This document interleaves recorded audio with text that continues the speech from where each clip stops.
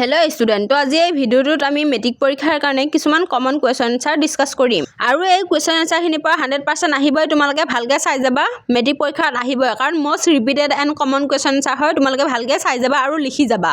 তো আজি এই ভিডিঅ'টোত আমি ছায়েন্সৰ কিছুমান কমন কুৱেশ্যন এনচাৰ ডিছকাছ কৰিম। তো এতিয়া আহিছোঁ আমি ফাৰ্ষ্ট কুৱেশ্যনটোলৈ, সেইটো হৈছে অসন্তুলিত বা জকা সমীকৰণ কি? তো ইয়াৰ এনচাৰটো হৈছে, যেতিয়া ৰাসায়নিক সমীকৰণ এটাত বিক্ৰিয়াৰ আগত আৰু বিক্ৰিয়াৰ পিছত প্ৰতিটো মলৰ পৰমাণু সংখ্যা একে নাথাকে, তেতিয়া তেনে সমীকৰণক জকা বা অসন্তুলিত সমীকৰণ বোলে। তো এইটো এটা তোমালোকৰ কমন কুৱেশ্যন হয় আৰু ইম্পৰ্টেণ্ট হয়। তোমালোকে ভালকৈ চাই যাবা যাতে তোমালোকে এৰি থৈ আহিব নালাগে, ফুল মাৰ্কছ পাই যাবা। তো এতিয়া আহিছোঁ আমি নেক্সট কুৱেশ্যনটোলৈ, সেইটো হৈছে অসন্তুলিত সমীকৰণ কি?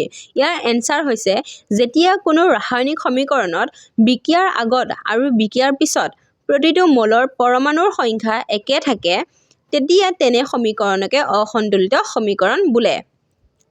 তো এই কুৱেশ্যনটোৰ এনচাৰটো ভালকৈ তোমালোকে চাই যাবা যাতে এৰি থৈ আহিব নালাগে, আহিব তোমালোকৰ, ইম্পৰ্টেণ্ট আছে। তো এই সন্তুলিত সমীকৰণ আৰু অসন্তুলিত সমীকৰণ দুইটা কুৱেশ্যন এনচাৰ তোমালোকে ভালকৈ চাই যাবা, কাৰণ এইটো আহিবই তোমালোকৰ, আৰু দুইটাই পাৰ্থক্য লিখা আহিব, তোমালোকে ভালকৈ চাই যাবা। তো আজি এই ভিডিঅ'টো তোমালোকে শেষত লং কুৱেশ্যন আৰু শ্বৰ্ট কুৱেশ্যন দুইখিনি পাই যাবা। তো ভিডিঅ'টো তোমালোকে এণ্ডলৈ চাই থাকিবা। তো এতিয়া আহিছোঁ আমি নেক্সট কুৱেশ্যনটোলৈ, সেইটো হৈছে বায়ুত মেগনেছিয়ামৰ ফিটা এডাল জ্বলালে উৎপন্ন হোৱা বগা পদাৰ্থবিধ কি? বিক্ৰিয়াৰ সন্তুলিত সমীকৰণ লিখা। তো এইটো যিটো কুৱেশ্যন, এইটো তোমালোকৰ most repeated and common question হয়। তো তোমালোকে যদি আগতে তেনেকুৱা কুৱেশ্যন পেপাৰবোৰ চাইছা, তেতিয়াহ'লে দেখিবা যে এই কুৱেশ্যনটো বৰকৈ ৰিপিটেড হৈ থাকে। তো বৰকৈ আহি থাকে, তোমালোকে ভালকৈ চাই যাবা। এইবাৰো চান্স আছে অহাৰ, তোমালোকে ভালকৈ চাই থৈ দিবা যাতে এৰি থৈ আহিব নালাগে আৰু ফুল মাৰ্কছ পাবা। তো এতিয়া আহিছোঁ আমি ইয়াৰ এনচাৰটোলৈ, সেই এনচাৰটো হৈছে যে মেগনেছিয়াম অক্সাইড MgO। তো মানে কি, বায়ুত যেতিয়া মেগনেছিয়ামৰ ফিটা এডাল জ্বলালে উৎপন্ন হোৱা এই বগা পদাৰ্থ যোনটো হয়, সেই বগা পদাৰ্থটোৰ নাম হৈছে যে মেগনেছিয়াম অক্সাইড। তোমালোকে লিখি থৈ আহিবা। এই ফাৰ্ষ্ট কুৱেশ্যনটোত 1 নম্বৰ আছে, তেতিয়াহ'লে যদি সমীকৰণটো সোধে তো এই সমীকৰণটো তেতিয়া তোমালোকে লিখি দিবা, তো 2 নম্বৰ পাই যাবা। তো সমীকৰণটো চাওঁ আহা। তো আমি এতিয়া চাওঁ সমীকৰণটো। তো ইয়াৰ সন্তুলিত সমীকৰণটো হৈছে যে 2MgO প্লাছ 2O কাৰ্চিন দিবা, তেতিয়া দি লৈ পেলাই 2MgO দিবা। তো এই কুৱেশ্যনটো তোমালোকে 2 মাৰ্কছ থাকে, তো তোমালোকে দুইখিনি লিখি দিলে 2 মাৰ্কছ পাই যাবা। তো এতিয়া আহিছোঁ আমি মষ্ট ইম্পৰ্টেণ্ট কুৱেশ্যনটোলৈ, এই কুৱেশ্যনটো বাৰ বাৰ ৰিপিটেড হৈ থাকে, তো তোমালোকে ভালকৈ চাই যাবা। তো আহা আমি কুৱেশ্যনটো চাওঁ। লো গজাল এটা ডুবাই ৰাখিলে কপাৰ ছালফেট দ্ৰৱ এটাৰ ৰঙৰ পৰিৱৰ্তন ঘটে কিয়? তো এই কুৱেশ্যনটো তোমালোকে খুবেই ইম্পৰ্টেণ্ট হয়, তোমালোকে ভালকৈ চাই যাবা। তো ইয়াৰ এনচাৰটো হৈছে, কপাৰ ছালফেট দ্ৰৱণৰ বৰণ নীলা। এই দ্ৰৱত এটা লোৰ গজাল ডুবালে নীলা বৰণৰ পৰিৱৰ্তন ঘটে। লো তামতকৈ অধিক সক্ৰিয় হোৱাৰ বাবে ই তামক অপসৰণ কৰি ফেৰাছ ছালফেট আৰু তামা উৎপন্ন কৰে। তো এইটোৱে হৈছে লো গজাল এটা কপাৰ ছালফেট দ্ৰৱত ডুবালে ইয়াৰ ৰঙৰ পৰিৱৰ্তন হোৱাৰ কাৰণ। তো এইটো তোমালোকে ভালকৈ চাই থ'বা, পৰীক্ষাত আহিব। তো ইয়াৰ সমীকৰণটো চাওঁ আহা আমি। তো ইয়াৰ সমীকৰণটো হৈছে Fe + CuSO4 কাৰ্চিন দিবা FeSO4 + Cu। তো এই সমীকৰণটো তোমালোকে চাই যাবা, আৰু এইকেইটা চিয়'ৰ কুৱেশ্যন হয়, তোমালোকে ভালকৈ চাই যাবা যাতে 1 মাৰ্কছৰ কুৱেশ্যনো তোমালোকে এৰি থৈ আহিব নালাগে, জানা কুৱেশ্যন হয়। তো এইবোৰ আমি দি দিছোঁ, তোমালোকে ভালকৈ খালি লিখি ল'বা আৰু ভালকৈ মুখস্থ কৰি ল'বা। তো এতিয়া আহিছোঁ আমি নেক্সট কুৱেশ্যনটোলৈ, সেইটো হৈছে এটা বিযোজন বিক্ৰিয়াৰ উদাহৰণ। তো এই কুৱেশ্যনটো তোমালোকৰ 1 মাৰ্কছৰ কুৱেশ্যন হয়, তোমালোকে এইটো অহাৰ চান্স আছে, তোমালোকে ভালকৈ চাই যাবা। তো ইয়াৰ এনচাৰটো হৈছে CaCO3 কাৰ্চিন দিবা, দি লৈ তেতিয়া লিখিবা যে CaO + CO2। তো এই কুৱেশ্যনটো তোমালোকে ভালকৈ চাই যাবা, 1 মাৰ্কছৰ যিহেতু হয়, তো তোমালোকৰ অহাৰ খুবেই চান্স আছে 1 মাৰ্কছৰ। তো তোমালোকে 1 মাৰ্কছৰ কুৱেশ্যনবোৰ এৰি থৈ নাযাবা, চাই যাবা ভালকৈ যাতে লিখি থৈ আহিব পাৰা, 1 মাৰ্কছটো এৰি থৈ আহিব নালাগে। তো এতিয়া আহিছোঁ আমি নেক্সট কুৱেশ্যনটোলৈ, সেইটো হৈছে অপসৰণ আৰু ডি অপসৰণ বিক্ৰিয়াৰ মাজৰ পাৰ্থক্য কি? তো এই কুৱেশ্যনটো তোমালোকৰ মষ্ট ইম্পৰ্টেণ্ট হয়, তোমালোকে ভালকৈ চাই যাবা। এই কুৱেশ্যনকেইটা হয় চিয়'ৰ কুৱেশ্যন, তোমালোকে ভালকৈ খালি চাই যাবা, আহিব তোমালোকৰ।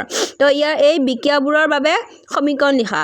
তো এই কুৱেশ্যনটো তোমালোকৰ 3 বা 4 মাৰ্কছৰ আহিব, তোমালোকে ভালকৈ চাই যাবা যাতে এৰি থৈ আহিব নালাগে। মই বাৰ বাৰ কওঁ এৰি থৈ আহিব নালাগে, তোমালোকে ভালকৈ চাই যাবা, কাৰণ 1 মাৰ্কছ এটাও তোমালোকৰ খুবেই ইম্পৰ্টেণ্ট হয়। কোনোবাই 1 মাৰ্কছৰ কাৰণেও ফেইল মাৰে, কোনোবাই 1 মাৰ্কছৰ কাৰণেও ষ্টাৰ নাপায়, ডিভিজন নাপায়, আৰু ভাল মাৰ্কছ এটা 1 মাৰ্কছৰ কাৰণেও নাপায়। তোমালোকৰ 1 মাৰ্কছও বহুত ইম্পৰ্টেণ্ট হয়, তোমালোকে ভালকৈ সেইকাৰণে মই কওঁ বাৰে বাৰে 1 মাৰ্কছো এৰি থৈ আহিব নালাগে। তো নেক্সট কুৱেশ্যন, ইয়াৰ এনচাৰটো চাওঁ আহা।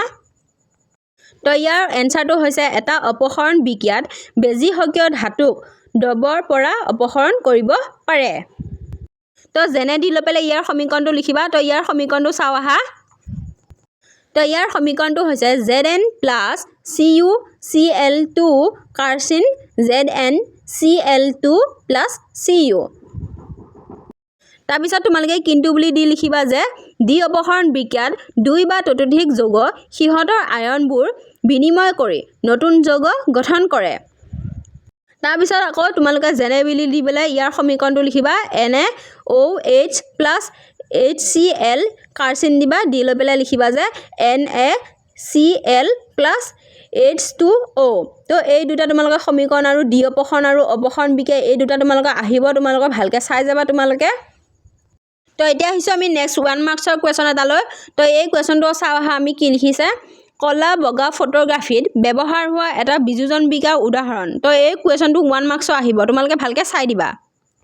তো ইয়াৰ এনচাৰটো হৈছে 2AgCl ওপৰত সূৰ্য পোহৰ দি তলত কাৰ্চিন দি পেলাই লিখিবা যে 2Ag plus Cl2। তো এই কুৱেশ্যনটো 1 মাৰ্কছৰ হয়, তোমালোকে ভালকৈ চাই যাবা। তো নেক্সট কুৱেশ্যনটো হৈছে অভিধৰ্মী অক্সাইড কাক বোলে। তো ইয়াৰ এনচাৰটো হৈছে যিবিলাক ধাতৱ অক্সাইডে আম্লিক আৰু ক্ষাৰকীয় দুয়োটা ধৰ্মে প্ৰদৰ্শন কৰে আৰু এচিড আৰু ক্ষাৰক উভয়ৰ লগতে বিক্ৰিয়া কৰি লৱণ আৰু পানী উৎপন্ন কৰে সিহঁতক উভয়ধৰ্মীয় অক্সাইড বোলে। তো এতিয়া আহিছোঁ আমি 2 মাৰ্কছৰ এটা কুৱেশ্যনটোলৈ। সেই কুৱেশ্যনটো হৈছে বহুৰূপ কাক বোলে, উদাহৰণ দিয়া। তো এই কুৱেশ্যনটো তোমালোকৰ 2 মাৰ্কছৰ কুৱেশ্যন আহিব, তোমালোকে ভালকৈ চাই যাবা। তো ইয়াৰ এনচাৰটো হৈছে কিছুমান মৌলই প্ৰকৃতিত বেলেগ বেলেগ অৱস্থাত থাকিব পাৰে। ইয়াৰ প্ৰতিটো অৱস্থাক মৌলটোৰ বহুৰূপ বোলে। যেনে কাৰ্বনৰ দুটা বহুৰূপ হ'ল হীৰা আৰু গ্ৰেফাইট। তো এইটো যিটো কুৱেশ্যন হয়, তো এই কুৱেশ্যনটো খুবেই ইম্পৰ্টেণ্ট হয়, তোমালোকৰ এক্সামত আহে, ভালকৈ চাই যাবা। তো এইবাৰ এটা কুৱেশ্যন আহিছে, সেইটো হৈছে যে দুবিধ প্ৰাকৃতিক সূচকৰ উদাহৰণ দিয়া। তো ইয়াৰ এনচাৰটো হৈছে লিটমাছ আৰু হালধি। তো এইবোৰ 1 মাৰ্কছৰ কুৱেশ্যনো ইম্পৰ্টেণ্ট হয়, তোমালোকে ভালকৈ চাই যাবা। তোমালোকক 1 মাৰ্কছৰ কুৱেশ্যনবোৰ কনফিউজ লগাই পেলাই সুধিব পাৰে, তো তোমালোকে কনফিউজ নহ'বা। তাৰপিছত নেক্সট কুৱেশ্যনটো হৈছে দুবিধ সংশ্লেষণ সূচকৰ নাম লিখা। তো এটা এনচাৰ হৈছে মিথাইল অৰেঞ্জ, নেক্সটটো হৈছে ফিনাইল থলিন। তো এই কুৱেশ্যনবোৰ তোমালোকক MCQত সুধিব পাৰে, তোমালোকে ভালকৈ চাই যাবা। তো নেক্সট কুৱেশ্যনটো হৈছে ঘেনাইণ্টিক সূচক কি। তো ইয়াৰ এনচাৰ হৈছে যিবিলাক পদাৰ্থই আম্লিক আৰু ক্ষাৰকীয় মাধ্যমত গোন্ধ সলনি কৰি এচিড আৰু ক্ষাৰকক চিনাক্ত কৰাত সহায় কৰে সেইবিলাককে ঘেনাংকীয় সূচক বুলি কোৱা হয়। তো তোমালোকে এনেকৈ লিখি দিবা, সূচক বোলা হয় বুলি ক'লেও হ'ব, সূচক বুলি কোৱা হ'লেও লিখিব হ'ব, শুদ্ধ হ'ব, তোমালোকে দুইটাৰ ভিতৰত এটা লিখি দিব পাৰিবা। তো নেক্সট কুৱেশ্যনটো হৈছে ঘেনেণ্ডিক সূচকৰ 3টা উদাহৰণ দিয়া। তো ইয়াৰ এনচাৰটো হৈছে পিঁয়াজ, লং আৰু ভেনিলা। তো এতিয়া আহিছোঁ আমি নেক্সট কুৱেশ্যনটোলৈ, সেইটো হৈছে দুটাকৈ ধাতুৰ নাম লিখা যিয়ে লঘু এচিডৰ পৰা হাইড্ৰজেনক অপসাৰণ কৰে আৰু যিয়ে নকৰে। তো ইয়াৰ এনচাৰটো হৈছে লঘু এচিডৰ পৰা হাইড্ৰজেনক অপসাৰণ কৰা দুটা ধাতু হ'ল মেগনেছিয়াম আইৰণ আৰু লঘু এচিডৰ পৰা হাইড্ৰজেনক অপসাৰণ নকৰা দুটা ধাতু হৈছে কপাৰ আৰু চিলভাৰ। তো এইটো যিটো কুৱেশ্যন হয়, তো এইটো কুৱেশ্যন তোমালোকৰ বাৰ বাৰ আহি থাকে, ৰিপিটেড হয় আৰু কমন কুৱেশ্যন হয়, তোমালোকে ভালকৈ চাই যাবা। তো এতিয়া আহিছোঁ আমি নেক্সট কুৱেশ্যনটোলৈ, সেইটো হৈছে পূৰ্ণগ্ৰাসী পুষ্টি কি। তো ইয়াৰ এনচাৰটো হৈছে, তো এই কুৱেশ্যনটো বায়'লজিৰ পৰা আহিছে। তো ইয়াৰ এনচাৰটো হ'ল যি পুষ্টিত জীৱই গোটেই খাদ্য দ্ৰব্যখিনি শৰীৰৰ ভিতৰলৈ নি পিছত তাক সৰল অৱস্থালৈ ভাঙি দিয়ে তাক পূৰ্ণগ্ৰাসী পুষ্টি বোলে। তো এই এনচাৰটো আমি এনেকৈও লিখিব পাৰোঁ যে যি পুষ্টিত এটা জীৱই খাদ্যৰ বাবে আন জীৱৰ ওপৰত নিৰ্ভৰ কৰিবলগীয়া হয় তেনে পুষ্টিক পূৰ্ণগ্ৰাসী পুষ্টি বুলি কোৱা হয়। তো এইটো আমি এনেকৈও লিখিব পাৰোঁ।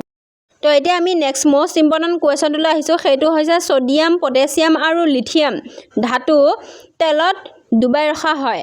তো এই কুৱেশ্যনটো তোমালোকক বাৰে বাৰে সোধে, তো এই কুৱেশ্যনটো তোমালোকে ভালকৈ চাই যাবা, মিছ নকৰিবা। তো ইয়াৰ এনচাৰটো হৈছে কাৰণ ইহঁত অতিকৈ সক্ৰিয় ধাতু আৰু মুক্ত বায়ু স্পৰ্শলৈ আহিলে ইহঁতে তীব্ৰভাৱে বিক্ৰিয়া কৰি জ্বলি উঠে। তো ইয়াত কোৱা হৈছে ছ'ডিয়াম, পটেছিয়াম আৰু লিথিয়াম এইবোৰক মানে তেলত ডুবাই ৰখা হয় কাৰণ ইহঁত মানে অতিকৈ সক্ৰিয় হয় আৰু ইহঁত যেতিয়া মুক্ত বায়ুৰ স্পৰ্শত আহে তেতিয়াহ'লে জ্বলি উঠে কাৰণে ইহঁতক তেলত ডুবাই ৰখা হয়। তো এতিয়া আহিছোঁ আমি নেক্সট কুৱেশ্যনটোলৈ, সেইটো হৈছে পৰপোষিত পুষ্টি কি। তো ইয়াৰ এনচাৰটো হৈছে যি পুষ্টিত এটা জীৱই খাদ্যৰ বাবে আন এটা জীৱৰ ওপৰত নিৰ্ভৰ কৰিবলগীয়া হয় তেনে পুষ্টিক পৰপোষিত পুষ্টি বোলে। তো এতিয়া আহিছোঁ আমি নেক্সট কুৱেশ্যনলৈ, সেইটো হৈছে মানুহৰ ৰেচন তন্ত্ৰৰ উৎপাদনসমূহ কি। তো এই কুৱেশ্যনটো মষ্ট ইম্পৰ্টেণ্ট হয়। এই কুৱেশ্যনটো তোমালোকে চাবা যে বাৰ বাৰ আহি আছে। তো এইটো তোমালোকে এইবাৰো ভালকৈ চাই যাবা, অহাৰ চান্স খুবেই আছে। তো ইয়াৰ এনচাৰটো হৈছে মানুহৰ ৰেচন তন্ত্ৰৰ উৎপাদনসমূহ হ'ল এযোৰ বৃক্ক, এযোৰ মূত্ৰনলী আৰু তো ইয়াৰ এনচাৰটো হৈছে মানুহৰ ৰেচন তন্ত্ৰৰ উৎপাদনসমূহ হ'ল এযোৰ বৃক্ক, এযোৰ মূত্ৰনলী আৰু এটা মূত্ৰথলী আৰু এটা মূত্ৰাশয়। তো এই কুৱেশ্যনটো তোমালোকৰ খুবেই ইম্পৰ্টেণ্ট হয় এইবাৰৰ কাৰণে। তো বাৰ বাৰ আহি থাকে, এইটো ভালকৈ তোমালোকে চাই যাবা, মিছ নকৰিবা।